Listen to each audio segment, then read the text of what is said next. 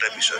দ্বিতীয় বিষয়টা হচ্ছে আমাদের যারা যায় এই শ্রেণীটা মিডল ইস্টে বিশেষ করে তারা সমাজে যে শ্রেণী থেকে যায় তারা একটা মর্যাদা চায়, তাদের কাছে মর্যাদাটা অনেক বড় বিষয়।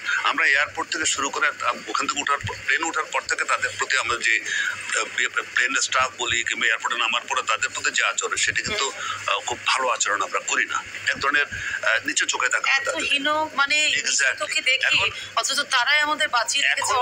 এখন যদি আমরা আমি এটা অনেকবার বলেছি, এখন যদি এমন সরকার এমন একটা বলে যে আমরা যারা বৈধ পথে রেমিটেন্স পাঠাবে একটা নির্দিষ্ট পরিমাণের তাদের জন্য এয়ারপোর্টে এরকম একটা রিসিভিং এর ব্যবস্থা থাকবে, তাদেরকে বাড়ি পৌঁছে দেওয়ার জন্য একটা গাড়ি থাকবে, তাদেরকে সম্মান, আমি এক্স্যাক্টলি তারা কিন্তু মর্যাদার কাঙ্গাল, তারা পায় না কোথাও।